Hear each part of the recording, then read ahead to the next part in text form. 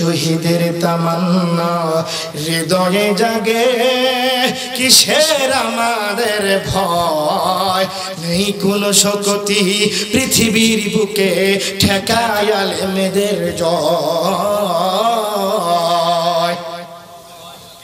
কোন ঠিক কিনা? শহীদের তামান্না হৃদয়ে জাগে, কিসের আমাদের ভয়, নেই কোনো শক্তি পৃথিবীর বুকে ঠেকায় আলেমদের জয়, নেই কোনো শক্তি বাংলার জমিনে ঠেকায় আলেমদের জয়। তখনই হবে আলেমরা জয়, যেদিন জামাত ইসলাম চরমনাই হেফাজত হবে, হবে ইসলামের কঠিন জয়, যেদিন হবে বাংলাদেশে ইসলামের জয়, যেদিন হবে জামাত ইসলাম চরমনাই হেফাজত এক, কে আছে ঠেকায় আলেমদের জয়, কে আছে ঠেকায় মুসলমানের জয়। কথা কি বুঝতে পেরেছে? এক হতে হবে, তাছাড়া কাজ তো হবে না। কাজ হবে, সময় লাগবে, কাজ হবে, কিন্তু কি লাগবে? কিন্তু এখন যদি দ্রুত বেগে এক হয়ে যায়, খোদার কসম করে বলি, খুব দ্রুত বেগে ইসলামের পতাকা, ইসলামের রাজ কায়েম হবে বাংলাদেশে। যদি জামাত ইসলাম ঐক্যবদ্ধভাবে, হেফাজত ইসলাম, চরমনাই পীর সাহেব, আরো যতগুলি ইসলামী সংগঠন আছে, সবাই ঐক্যবদ্ধভাবে একই প্ল্যাটফর্মে এসে আল্লাহু আকবার ধ্বনি দেয়, ধ্বনি দেয়, খোদার কসম কোরআনের রাজ কায়েম হবে, কায়েম হবে, কায়েম হয়ে যাবে। এই কথার সঙ্গে একমত কারা কারা নাই? হাত তোলেন।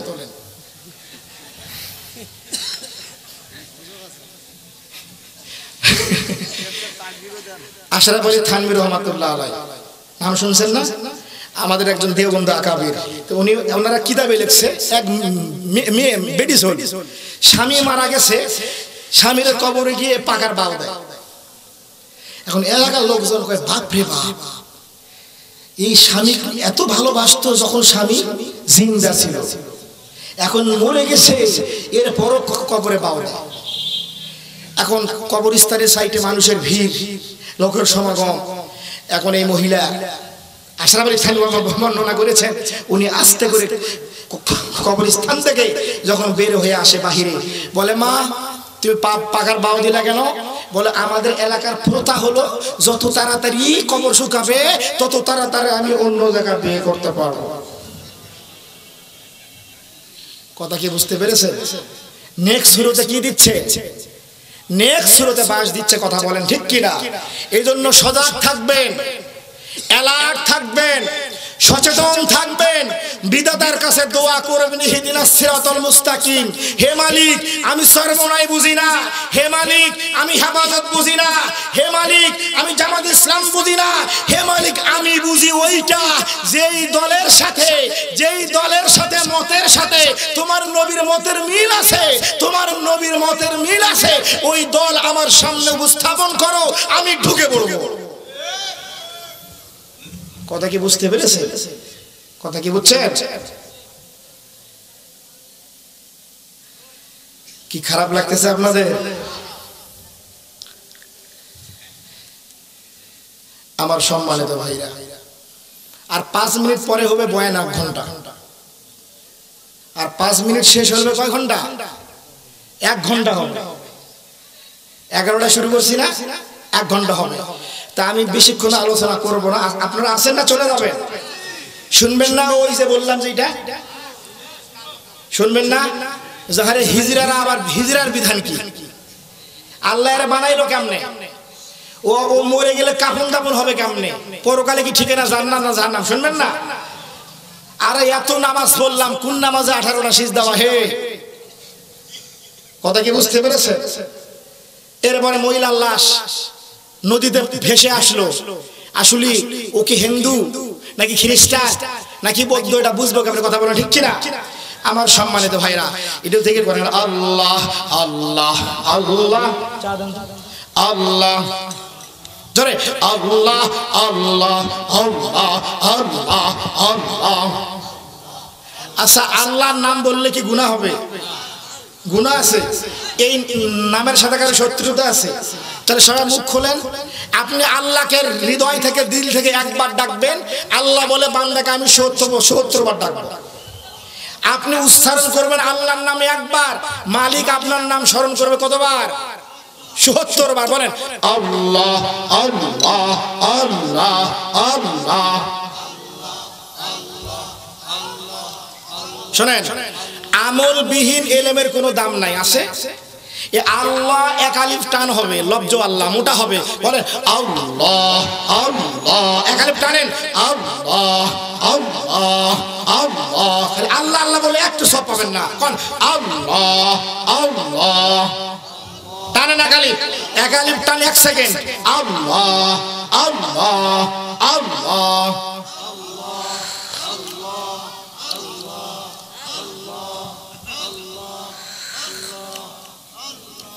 আল্লাহ আল্লাহ আল্লাহ।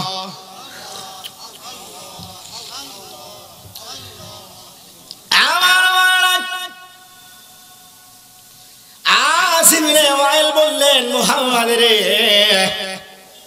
তুমি হোরানির বংশ, তোমার বংশে বাঁচে দেওয়ার আর কেউ থাকলো না। কিন্তু দেখেন আমার সম্মানিত ভাইরা, আমার বন্ধুরা, আমার শেওড়াকার গ্রামের বাবুরা রে, আমার যুবক ভাইরা, দেখেন দেখেন দেখেন ওই কোরআনুল কারীমের মধ্যে নাম আছে আদম নবীর, নাম আছে নূহ নবীর, নাম আছে গো ইব্রাহিম নবীর, নাম আছে দাউদ নবীর, নাম আছে জাকারিয়া নবীর, নাম আছে ঈসা নবীর, নাম আছে ইয়াহইয়া নবীর। কিন্তু কোরআনের মধ্যে আল্লাহ জাল্লা শানহু ইয়া আকরামাল আকরামিন ইয়া হাদাল কুওয়াতিল মাতিন ইয়া আদাল জালালি ওয়াল ইকরাম যখন আদমকে ডাকছেন বলছে ইয়া আদম, যখন ইব্রাহিমকে ডাকছেন সম্বোধন করেছেন বলেছেন ইয়া আদম, যখন নূহ নবীকে সম্বোধন করেছেন বলেছেন ইয়া নূহ, যখন দাউদ নবীকে সম্বোধন করেছেন ডাক দিয়েছেন বলেছেন ইয়া দাউদা, এরপরে যখন জাকারিয়া নবীকে সম্বোধন করেছেন বলেছেন ইয়া জাকারিয়া, যখন ঈসা নবীকে সম্বোধন করেছেন তখন বলেছেন ইয়া ঈসা, যখন ইয়াহইয়া নবীকে সম্বোধন করেছেন বলেছেন ইয়া ইয়াহইয়া। কিন্তু আরশের মেহমান, আরশের মেহমান করেছেন সম্মান মাকামে মাহমুদ দ্বারা, আরশের মেহমান করেছেন সম্মান মাকামে মাহমুদ দ্বারা। আমার নবীকে যখন আল্লাহ জাল্লা শানহু কোরআনে ডাক দিয়েছেন কোথাও বলেন নাই ইয়া মুহাম্মদ, বলেছেন ইয়া আইয়ুহার রাসূল, বলেছেন ইয়া আইয়ুহান নবী, বলেছেন ইয়া আইয়ুহাল মুজাম্মিল, বলেছেন ইয়া আইয়ুহাল মুদাথ্থির। আল্লাহু আকবার, আল্লাহু আকবার। রহমতে আলম নবী কুরআনে প্রমাণ, উম্মত বিনে কে চিনিবে দয়ালো নবীর শান। নবী আমার মদিনার বুলবুল, আমার আল্লাহ ভালোবেসে নামটি রাখলেন মুহাম্মাদুর রাসূল, মুহাম্মাদুর রাসূল। ওই নবীকে ভুল বুঝিলে ঈমান থাকবে না। সেই গাড়ি গ্রামের মা বোনেরা বাপ ভাইয়েরা, ওই নবীকে ভুল বুঝিলে, ওই নবীজির ওয়ারিস আলেম ওলামাদের ভুল বুঝিলে ঈমান থাকবে না। ওই নবীজির ওয়ারিস ওলামা তোলামাদের ভুল বুঝিলে ঈমান থাকবে না। রহমতে আলম নবী কুরআনে প্রমাণ, উম্মত বিনে কে বুঝিবে দয়ালো নবীর শান। ঠিক কি না? কথা ঠিক কি না? আমার নবীর শান কত ঊর্ধ্বে দেখেন। ইকতারাবাতিস সাআতু ওয়ানশাক্কাল কমার ওয়া ইয়ারা আয়াতান ইউরিদু ওয়া ইয়াকুলু সিহরুন মুস্তামির। নবীকে বললেন, মুহাম্মদ তুমি তো ভুয়া নবী, ডুপ্লিকেট নবী, কোনো দলিল নাই। মুহাম্মদ রাসূল বললেন, আল্লাহর নবী বললেন, আমি যে ভুয়া, তুমি আমার কাছে কি প্রমাণ চাও হে আবু জেহেল উতবা সাইবা? তখন তারা বললেন, তুমি যদি এই জমিন থেকে আকাশের চাঁদকে ইকতারাবাতিস সাআতু ওয়া শাক্কাল কমার ওয়া ইয়ারাউ আয়াতা ইউরিদু ওয়া ইয়াকুলু সিহরুন মুস্তামির, এই জমিন থেকে আঙ্গুলের ইশারায় এই চাঁদকে দ্বিখণ্ডিত করতে পারো। আবু জেহেল কথা দিল, উতবা সাইবা কথা দিল, সঙ্গে সঙ্গে কোরআনের হুকুমত মেনে চলবো, কোরআনের কাছে আত্মসমর্পণ করব। আমার দিনের রাসূল মদিনার বুলবুল যখন নিচ থেকে ইশারা করলেন, চাঁদ খণ্ডিত হয়ে গেল, এক চাঁদ চলে গেল একদিকে, আরেক খণ্ড চলে গেল আরেক দিকে।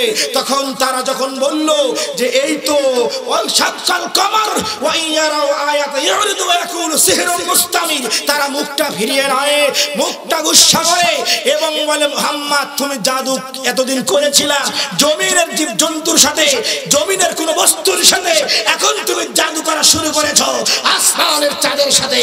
নাউযুবিল্লাহ। এটা কি জাদু? জাদু কি আমাদের নবীর শান? ইন্না আতাইনা, নিশ্চয় আমি আপনাকে দান করেছি হাউজে কাউসার। নবী হাউজে কাউসার তো তখনই পাবেন, কাজ করতে হবে দুইটা, ফাসাল্লি লিরাব্বিকা ওয়ানহার, নামাজ পড়েন, সালাত আদায় করেন এবং কুরবানি দেন। কি দেন? আমরা অনেকে কুরবানি দেই না, কৃপণতা করি যে কুরবানি দিলে বুঝি সম্পদ ফুরিয়ে যাবে। মনে রাখবেন, যে যত বেশি কুরবানি দিবে তার মাল সম্পদে আল্লাহ তত বেশি বরকত দেবে। রাসূলের ইন্তেকালের আগে রাসূল যখন হজে যান, সেই বছরে কয়টা উট কুরবানি দিয়েছিলেন? 100টা উট। কয়টা উট? 100টা উট আমার দিনের রাসূল কুরবানি দিয়েছিলেন। এই জন্য আমরা যারা আছি কুরবানি দিব। কিভাবে কুরবানি দিব? ইসলামের জন্য নিজের জীবনকে কুরবান দেব, ইসলামের জন্য ভালো কথা দিয়ে সাহায্য করব। আমাদের হাতে শক্তি থাকলে শক্তি দ্বারা কুরবানি করব। আমাদের চোখের সামনে যদি কোনো আলেমের সঙ্গে বেয়াদবি করা হয়, কোন ছাত্রের সঙ্গে বেয়াদবি করা হয়, দাড়িওয়ালা টুপিওয়ালাদের সঙ্গে, ইমাম মুয়াজ্জিনদের সাথে যদি কেউ বেয়াদবি করা হয়, তাহলে আমরা যাদের শক্তি থাকবে এই শক্তি দ্বারা কুরবান করব। কথা বলেন ঠিক কিনা? আর নামাজ, ইন্না সলাতি ওয়া নুসুকি ওয়া মাহয়ায়া ওয়া মামাতি লিল্লাহি রাব্বিল আলামিন।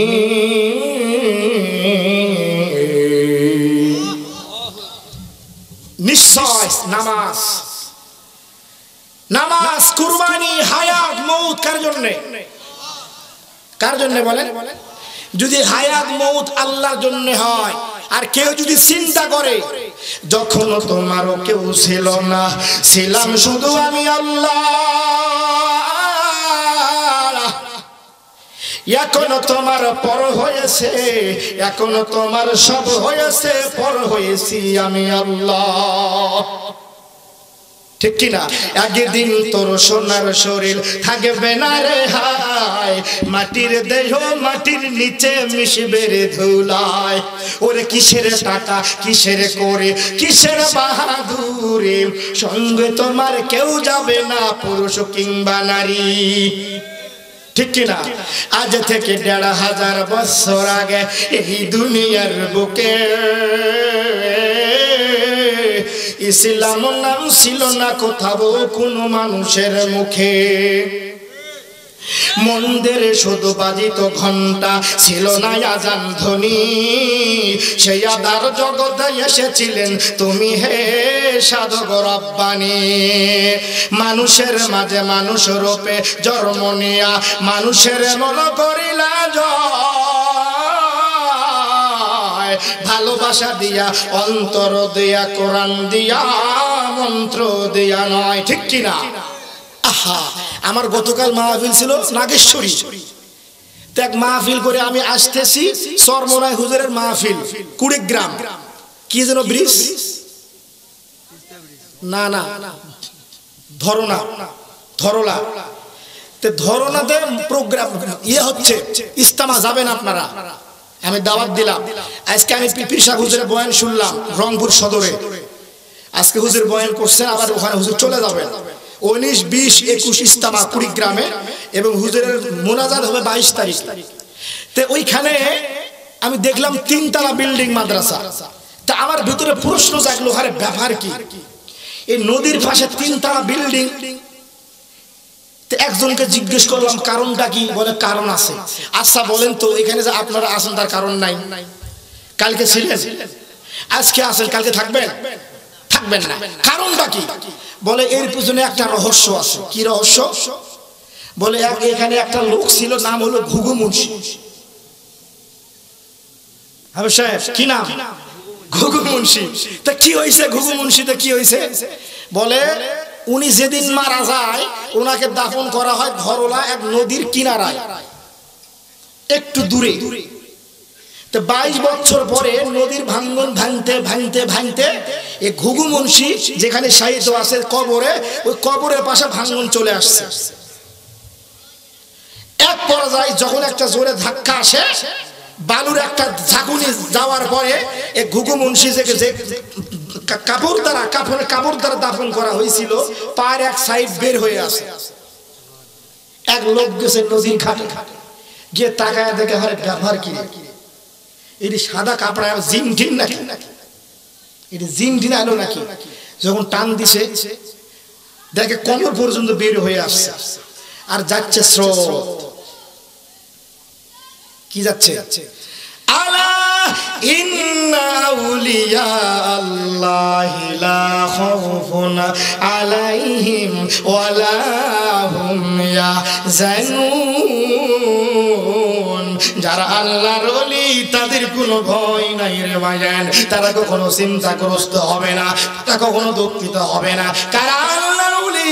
এরপরে আল্লাহ বলেন, আল্লাহ বের হয়ে আসছে ঘুঘু মুন্সি, লোকজন জমায়েত হয়ে গেছে, লোকের সমাগম, ব্যাপার কি হয়ে আল্লাহ শুরু হয়ে গেছে। যে ওরে মাটি দিচ্ছে সেও আসছে, বলে লাশ বের করো। একেবারে অবিকল 20 বছর আগে যেভাবে দাফন করছিল, কাপন পরাইছিল, হুবহু ওই কাপড়ের কাপড় হুবহু ওই রকম ভাবে নিট অ্যান্ড ক্লিন ভাবে, অরিজিনাল নিট অ্যান্ড ক্লিন কাপড়ই আছে, একটু চেঞ্জ হয় নাই। 22 বছর আগের ঘটনা। যে লোক যারা কবর দিছে, লাশ ধোয়াইছে, তারা মুখ খুলে দেখে, আহা, এই লাশ আর অন্য কারো নয়, ওই লাশটা হলো ঘুঘু মুন্সির লাশ। চরমনাইয়ের মুরিদ ইসহাক রহমাতুল্লাহ আলাইহি গেছে হজে। এক লোক বাইতুল্লাহ তোয়াফ করতেছে, আর উনি পা ধরে জড়ায়া ধরছেন ইসহাক রহমাতুল্লাহ আলাইহি। বলে পা ছাড়। বলে পা আমি তখনই ছাড়বো, আগে দোয়া দেন বাংলাদেশে যত মুসলিমরা যাবে চরমনার ময়দানে, তারাই যেন হেদায়েত প্রাপ্ত হয়ে যায়। আপনি যান, 3 দিন যাবেন, থাকবেন চরমনার ময়দানে, আপনি ইসলাম হয়ে যাবেন, আমলের পরিবর্তন হবে। এই বরকত হলো ইসহাক রহমাতুল্লাহ আলাইহির দোয়ার বরকত। কথা বলেন ঠিক কিনা আমার সম্মানিত ভাইরা? এখন কি করবে? এই লাশ করছে কি, সেখান থেকে উঠায়া অন্য জায়গায় হস্তান্তর করে দাফন করছে একটু দূরে। 1.5 বছর পরে আবার নদীর ভাঙ্গন এখানে চলে আসতেছে, আস্তে আস্তে আস্তে করে আবার কাপড়া বের হয়ে গেছে। শুনলে অবাক মনে হবে, শুনলে কথাটা শুনলে কেমন যেন আজীব মনে হবে, অবাক তথ্য মনে হবে। কিন্তু যান, বেশি দূর তো নয়, রংপুর থেকে কুড়িগ্রাম। আমরা তো গতকাল মাহফিল ছিল নাগেশ্বরী, আমি আসলাম তো 150 টাকা ভাড়া।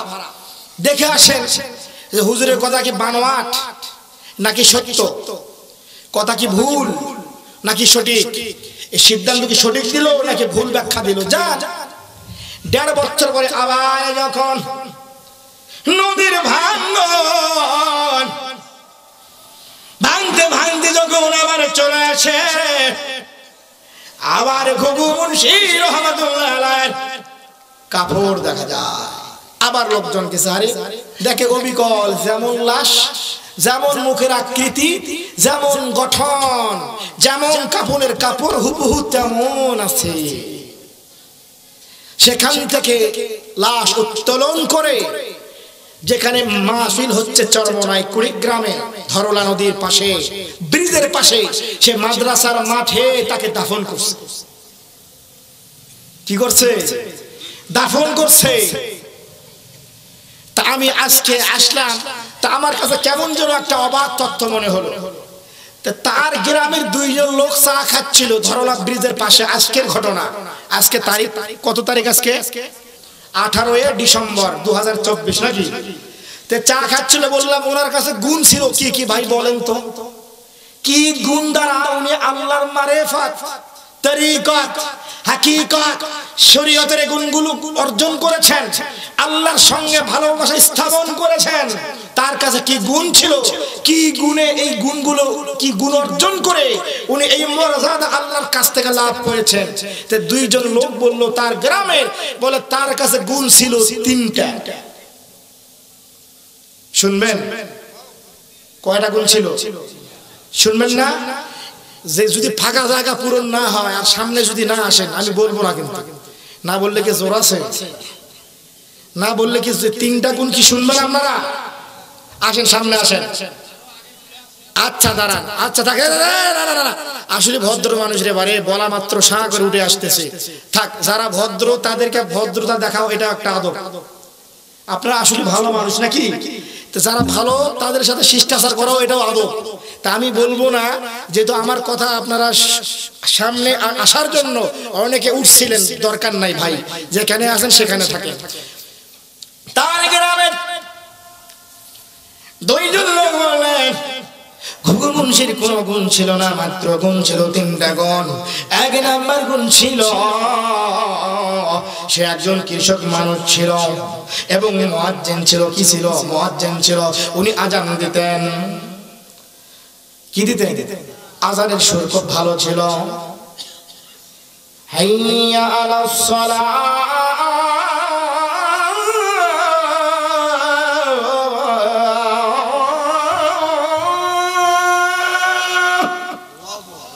জোরে আল্লাহু আকবার কোন। হাইয়া আলাস সালাহ,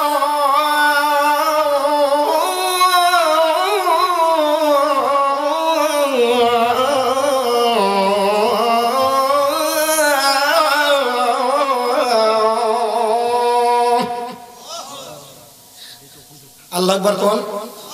আমি যে আজান দিচ্ছি আমার কষ্ট হচ্ছে না, তো আল্লাহু আকবার বললে তো কষ্ট নাও হতে পারে।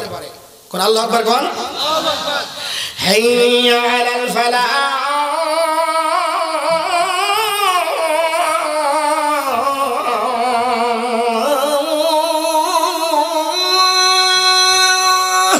আল্লাহু আকবার। হাইয়া আলাল ফালাহ,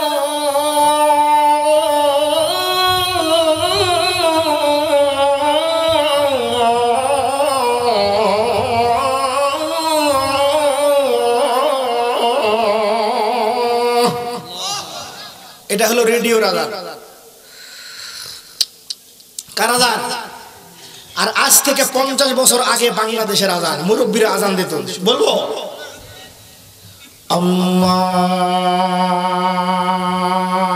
আল্লাহু আকবার, আল্লাহু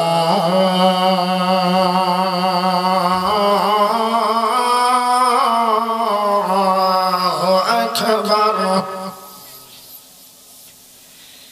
আল্লাহু আকবার বলেন। আশহাদু আল্লা ইলাহা ইল্লাল্লাহ,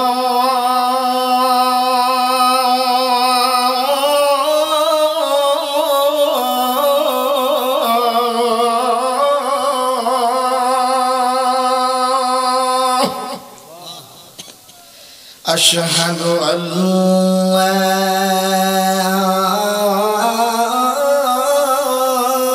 ইল্লাল্লাহ,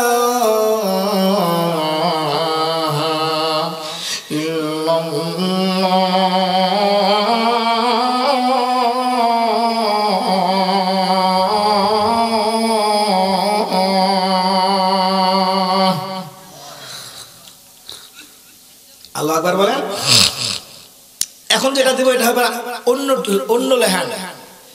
আল্লাহু আকবার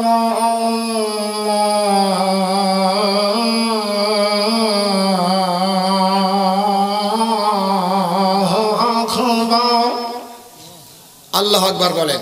তাহলে গুণ ছিল কয়টা? এখানে 3 গুণ, ওখানে আবার 3টা প্রশ্নের উত্তর নাকি শুনবেন আপনারা? তাকবীর লিল্লাহে তাকবীর।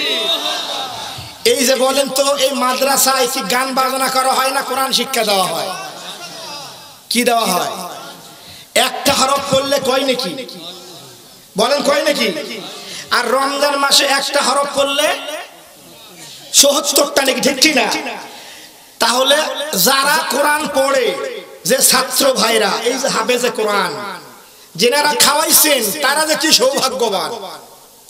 যাদের বাড়িতে খেয়ে একটা ছাত্র যখন 30 পারা কোরআনুল কারীম মুখস্থ করে, হাসরের ময়দানে যখন যেই বাড়িতে খাইছে ওই বাড়ির জাগিরদারনি যখন জাহান্নামের দিকে হাঁটে হাঁটে পথ চলবে, আর এই জাগিরদারের এই ছেলেটা যখন দেখবে ওটা আমার চাচিয়াম্মা, ওইটা আমার চাচামিয়া, আমি তাদের বাড়িতে খেয়ে না খেয়ে এ কোরআনুল কারীমকে ধারণ করেছিলাম, মুখস্থ করেছিলাম, ও মালিক আজকে মৌতের যন্ত্রণা থাকবে না আমার, দয়াজি করিয়া দিও গো দিদার, ইয়া রাসূলুল্লাহ ইয়া হাবিবাল্লাহ, ইয়া রাসূলুল্লাহ ইয়া হাবিবাল্লাহ। পঞ্চদি নবীজি আপনার দিদার, মৌতের যন্ত্রণা থাকবে না আমার, দয়া জি করিয়া দিও গো দিদার, ইয়া রাসূলুল্লাহ ইয়া হাবিবাল্লাহ।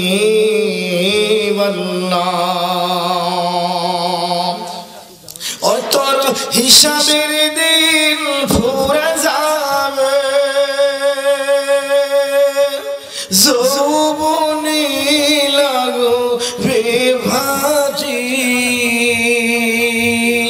ওই যে দেখো ডাকিতেছে বাদান কবরের মাটি, ওই যে দেখো ডাকিতেছে শিওর গাড়ি গোরস্থানের মাঠে, সন্ধ্যার সময় যখন ডুবিবে বেলা,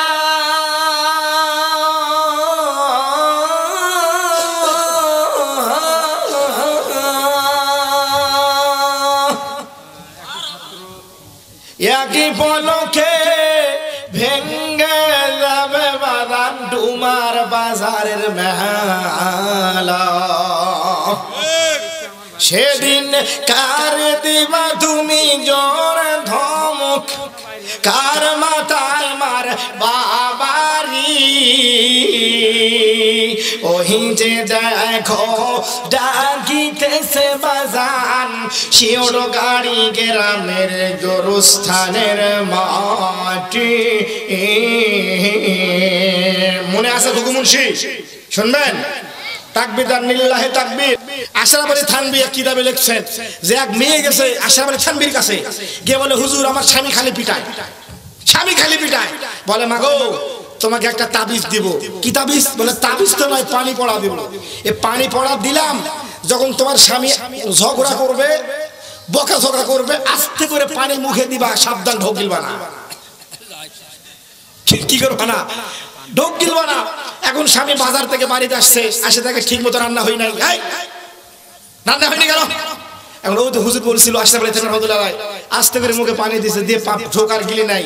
আচ্ছা বলে, কারোর মুখে পানি থাকলে কথা বলা যায়, ঝগড়া করা যায়? ও রাগ, ও আস্তে আস্তে রাগ থেমে গেছে। এখন মহিলা গেছে আবার আশরাফ আলী থানভীর দরবারে, বলে, হুজুর কি যে পানি পড়া দিলেন গো হুজুর, স্বামী তো আর আসে না, মারে না। বলে, মারে আসলে এটা টেকনিক। কি এটা? টেকনিক। এজন্য চুপ রহনে সে সালামতি, আর সালামতি সে নাজাত হয়। যে চুপ থাকবে সে নাজাত পাবে, আর যে ঝকঝক করবে বক বক করবে তারা পেটন খাবে। আমার ভাইয়েরা, গতকালকে নাগেশ্বরী মাহফিল শেষ করে যখন কুড়িগ্রাম কি ব্রিজ, ধরলা ব্রিজের কাছে আসলাম রে বাজার, দুইজন লোক বলে এই যে ঘুঘু মুন্সি নাম 22 বছর পরে লাশ যেমন তেমন আছে, 22 বছর পরে কাপড়ের কাপড় যেমন তেমন আছে। এই কথাগুলো যখন বলে আমি মনে মনে চিন্তা করলাম রে, হায় আল্লাহ যে বলেছেন আলা ইন্না আউলিয়া আল্লাহি লা খাউফুন আলাইহিম ওয়া লা হুম ইয়াহজানুন। যারা আল্লাহর ওলি তাদের কোনো ভয় নাই, যারা আল্লাহর ওলি তারা কোনো চিন্তাগ্রস্ত হবে না। এই যে মহাস্থানের মাটিতে শায়িত আছে ইসহাক রহমাতুল্লাহি আলাইনা, মহাস্থানের মাটিতে শায়িত আছে শাহ সুলতান বলখি রহমাতুল্লাহি আলাই। আজকে আমি কবর জিয়ারত করে আসলাম। রংপুর শহরে শায়িত আছে শাহ কারামুচ্চাহ রহমাতুল্লাহ আলাই। এরপরে কুড়িগ্রামে শায়িত আছে ঘুঘু মুন্সি রহমাতুল্লাহি আলাই। আমি গ্রামের দুইজন লোককে বললাম রে ভাই, বলেন এই মানুষের কয়টা গুণ ছিল, যে গুণগুলো থাকার কারণে 22 বছর পরে কাপড়ের কাপড় অক্ষত আছে, তার চেহারা অক্ষত আছে, বিকৃত হয় নাই। বল এই লোকের 3টা গুণ ছিল।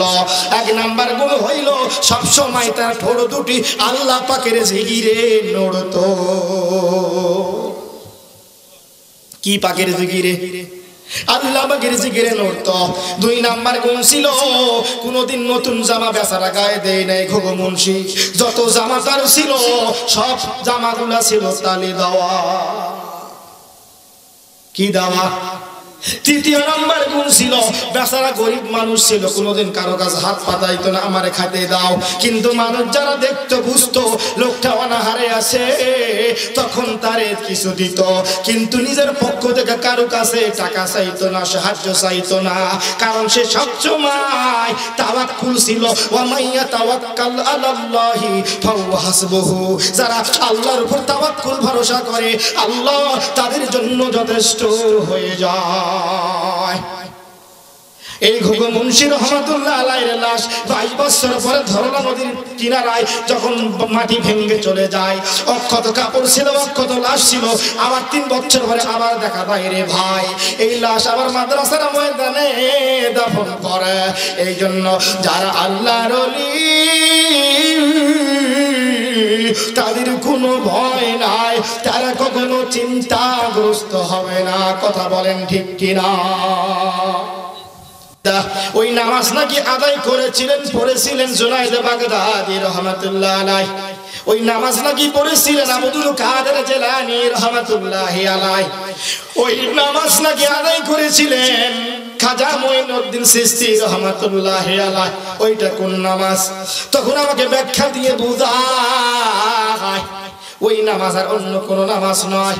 কারণ আব্দুল কাদের জিলানী রহমাতুল্লাহ আলাইহি ছিলেন কোরআনের হাফেজ। কি ছিলেন? কোরআনের হাফেজ। তিনার জীবনে তিনি অসংখ্যবার 2 রাকাত নামাজের মধ্যে কোরআন খানি উনি খতম দিয়েছেন।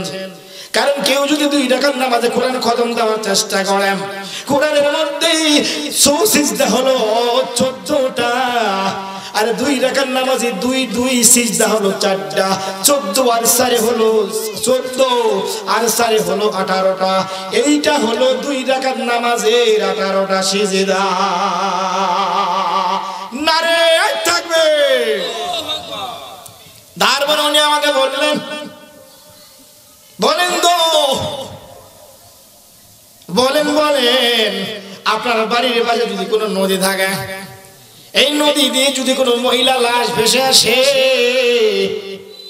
এই মহিলা লাশ মুসলমান না হিন্দু, খ্রিস্টান না বৌদ্ধ, এটা আপনাকে বলতে হবে। আমি তো পারলাম না, আত্মসমর্পণ করলাম। ও ক্ষমা করো, খুঁজে না পাই কোনো ভালোবাসা ও মোর আল্লাহ সুবহানাল্লাহ কোন সুবহানাল্লাহ না সুবহানাল্লাহ